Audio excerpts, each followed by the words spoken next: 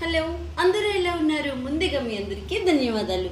ఈరోజు మనకి చిలు పిల్లలకైతే స్కూల్ అయితే స్టార్ట్ అయిపోయాయి కదా. పిల్లల కోసం ఈరోజు స్నాక్స్ ప్రిపేర్ చేస్తున్నాను.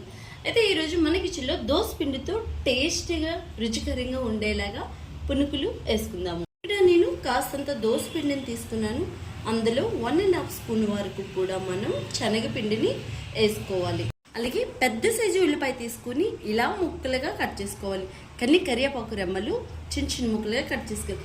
బ్లాక్ జీలకర్ర కాస్తంత తీసుకోవాలి. నార్మల్ జీలకర్ర 1 స్పూన్ తీసుకోవాలి. అలాగే 4 పచ్చిమిరపకాయలు ఇలా తురుముకోవాలి.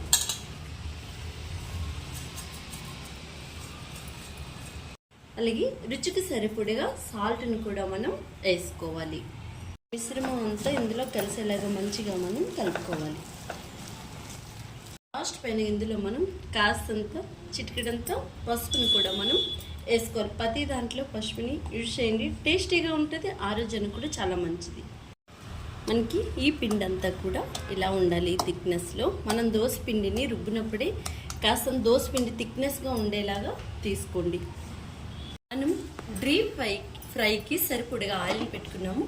ఆల్రెడీ మంచిగా మరిగిపోయింది. ఇప్పుడు ఇందులో చిన్న చిన్న పునుకుల మాదిరిగా మనం వేసేసుకోవడమే. ఇలా చూసారా, వేయగానే అలా పొంగిపోతుంటాయి అన్నమాట. అలాగే టేస్ట్ కూడా చాలా చాలా బాగుంటాయి.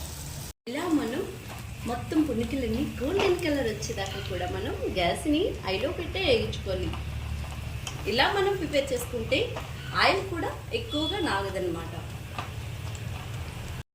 జీలకర్ర అనేది హెల్త్కి కూడా చాలా చాలా మంచిది. మనం తినే ఫుడ్ కూడా వేగంగా జీర్ణమవుతుంది. అలాగే వాతానికి కూడా చాలా చాలా మంచిది. ఇలా మన పునుకులు గోల్డెన్ కలర్ వచ్చేదా ఇలా వస్తే సరిపోతుంది.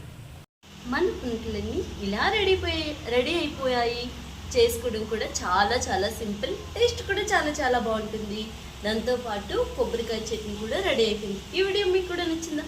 అయితే ఇంకేం తెలుసు, మీరు ఇచ్చే లైక్ మాకెంతో ఇంపార్టెంట్. మంచి మంచి వీడియోస్ చాలానే ఉన్నాయి మన ఛానల్లో. ఆరోగ్యమే మహాభాగ్యమని చెప్పారు కదా మన పెద్దలు. బయట ఫుడ్ని తగ్గించండి, ఓపిక సహనంతో ఇంట్లోనే ఫుడ్ని ప్రిపేర్ చేసుకుందాం. అందరినీ ఆరోగ్యంగా ఉందాం. నెక్స్ట్ మంచి సరుకు తీయడంతో మళ్ళీ కలుసుకుందాం. అంతవరకు మీ అందరికీ బాయ్ బాయ్.